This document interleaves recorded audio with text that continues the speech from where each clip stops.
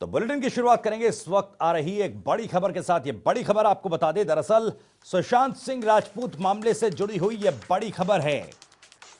सुशांत सिंह राजपूत मामले में supreme court में बिहार सरकार ने हलफनामा दायर कर दिया है। सुप्रीम कोर्ट में बिहार सरकार की तरफ से हलफनामा दायर किया गया है रिया चक्रवर्ती पर। इस हलफनामे में गंभीर आरोप लगाए गए हैं। इस वक्त की बेहद बड़ी खबर, रिया ने सुशांत को मानसिक रोगी बताया। दरअसल यह हलफनामे में कहा गया जो बिहार सरकार ने सुप्रीम कोर्ट में दाखिल किया है, पैसों के लिए सुशांत को बताया मानसिक रोगी। दरअसल बिहार सरकार के हलफनामे में जो चीजें कही गई हैं उससे साफ है कि रिया चक्रवर्ती की तरफ से पैसे को लेकर दबाव बनाने की कोशिश सुशांत सिंह राजपूत पर की जा रही थी। यह बड़ी खबर आपको बता रहे हैं, बेहद बड़ी खबर। सुशांत सिंह राजपूत मौत मामले में यह सबसे बड़ी खबर इस बीच आ रही है। रिया चक्रवर्ती पर गंभीर आरोप लगाए गए हैं। दरअसल ये आरोप लगे उस हलफनामे के जरिए जो सुप्रीम कोर्ट में बिहार सरकार की तरफ से दाखिल किया गया है।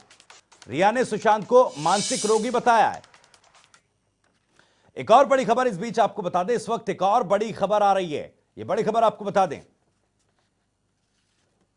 दरअसल यह बड़ी खबर आ रही है सुशांत सिंह के इस मामले से जुड़ी हुई।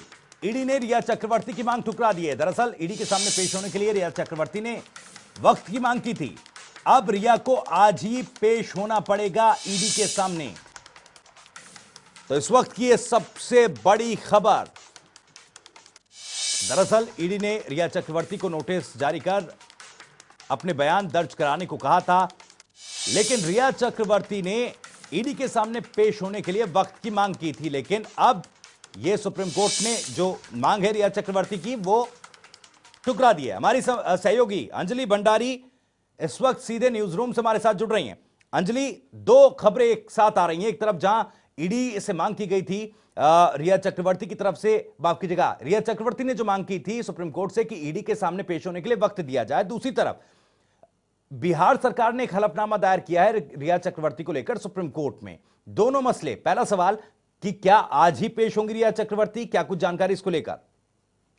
देखिए, भविष्य में आपको बता दूं कि रिया चक्रवर्ती को ईडी ने आज समन जारी किया था कि वो उनके सामने पेश हो, लेकिन रिया चक्रवर्ती की तरफ से उनके वकील ने दरअसल इस बात का जिक्र किया है कि सुप्रीम कोर्ट में अभी फिलहाल लंबित है उनकी याचिका, तो इसीलिए वो इसमें अभी अपने बयान जो हैं वो दर्ज नहीं करवा सकती हैं, क्योंकि फिलहाल पूरा ये जो मामला है वो जो सुशांत सिंह राजपूत के पिता हैं उनका कहना है कि सुशांत सिंह राजपूत के जो अकाउंट में 17 करोड़ रुपए जो थे वो थे, जबकि अब उनके अकाउंट से 15 करोड़ रुपए जो है वो निकाले गए हैं, जिसके बाद ये पूरा मामला ईडी के पास भी आया है। और ईडी के द्वारा फिलहाल अभी जो जानकारी मिल पा रही है कि इस पर जो रिया चक्रवर्ती की तरफ से जो यहाँ पर बताया गया है, जो ये दलील दी गई है कि अभी कोर्ट में मामला पेंडिंग है, कोर्ट में उनकी जो हलफनामा है वो यहाँ पर दायर है, इसको खारिज कर दिया है। और ईडी ने कहा है कि उन्हें अभी ईडी के सामने पेश होना पड़ेगा। हालांकि बिहार सरकार की तरफ से भी ये साफ तौर पर कहा गया है, जो बिहार पुलिस की तरफ से हलफनामा दायर किया गया उसमें कई गंभीर आरोप जो है वो लगाए गए, और न सिर्फ रिया चक्रवर्ती बल्कि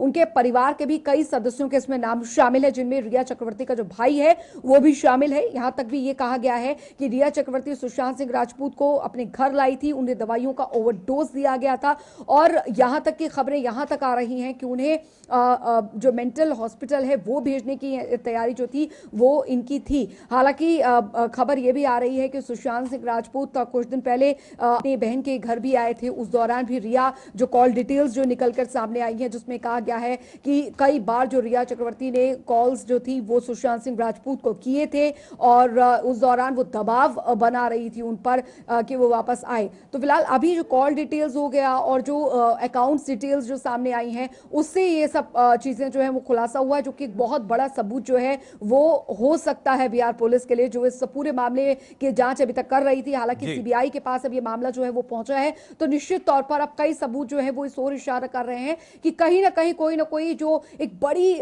संगीन जो एक वारदात है उसे अंजाम दिया जा रहा था, जिसके चलते सुशांत सिंह राजपूत को क्या ये कदम उठाना पड़ा, या क्या ये किस तरीके से प्री प्लान्ड पूरी साजिश जो थी वो रची गई थी। बिल्कुल बिल्कुल। एक तरफ जहां अंजलि मुश्किलें बिहार सरकार की तरफ से जो हलफनामा दायर किया गया है और जो उसमें आरोप हैं, इसके बाद रिया चक्रवर्ती और उनके जो परिवार वाले हैं उनकी मुश्किलें बढ़ रही हैं। दूसरी तरफ ईडी के सामने पेश होना था, वक्त मांगा गया लेकिन वो अर्जी ठुकरा दी गई। अब कब तक वो पेश होंगी रिया चक्रवर्ती, इसको लेकर क्या कुछ जानकारी मिल रही है और क्या, क्योंकि मनी लॉन्ड्रिंग से जुड़ा केस है और इसकी जांच ईडी कर रही है, तो क्या और सख्ती ईडी बरत सकती है? क्या किसी तरह का लुकआउट नोटिस जो है या फिर जो वारंट है वो जारी कर सकती है अगर पेश नहीं होती है रिया चक्रवर्ती?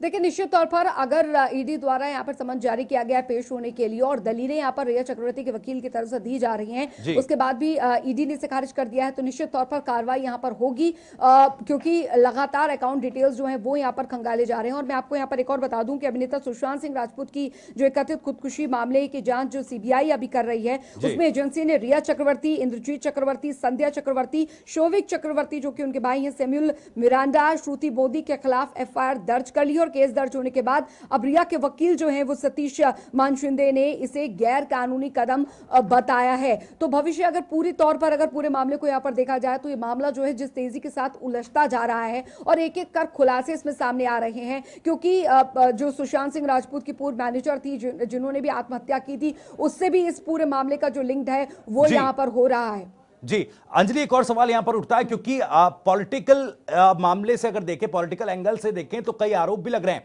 एक विधायक है बीजेपी के नारायण राणे, उन्होंने भी गंभीर आरोप लगाया। उन्होंने, क्योंकि कुछ सोशल मीडिया पर कुछ खबरें वायरल हुई थी, दिशा सालियान जो है उनकी मौत को लेकर एक कनेक्शन जोड़ने की कोशिश की गई थी। यही नारायण राणे ने आरोप लगाया कि उनकी भी हत्या की गई थी और सुशांत सिंह राजपूत की हत्या भी की गई थी। तो पॉलिटिकली भी एक केस अब ज्यादा उभरकर सामने आ रहा है, तो मुश्किलें और कई ऐसे तथ्य हैं जो सामने आने बाकी हैं, लग रहा है इस केस में। देखिए, भविष्य शुरू से ही जैसे जैसे इस मामले का दिन बीतता गया, ये मामला आगे बढ़ा, इसमें कई खुलासे हुए और बिहार पुलिस के साथ मुंबई पुलिस का ठीक ढंग से काम ना करना या फिर सबूतों को लेकर कई तरीके की बातें निकलकर सामने आई कि सहयोग जो है वो मुंबई पुलिस का बिहार पुलिस को नहीं मिल रहा है और कई पॉलिटिकल जो कनेक्शंस हैं इस पूरे मामले में सामने आए हैं। यहां तक कि आदित्य ठाकरे का जब इसमें नाम सामने आया तो आदित्य ठाकरे ने कहा कि मैं सुशांत सिंह राजपूत से कभी मिला नहीं हूं, दूसरा मेरी उनसे कभी बातचीत कोई नहीं हुई है, मैं इस मामले में कुछ भी नहीं कहना चाहता हूं। तो एक पॉलिटिकल कनेक्शन जो था वो इस पूरे मामले में कहीं ना कहीं पॉलिटिकली भी कहीं ना कहीं अब महाराष्ट्र सरकार गिरती दिख रही है। दूसरी तरफ अब मुश्किलें बढ़ गई हैं, क्योंकि ईडी के सामने पेश होने के लिए वक्त रिया चक्रवर्ती की तरफ से मांगा गया था, जिसको खारिज कर दिया गया है। अब कब पेश होंगी रिया चक्रवर्ती, ये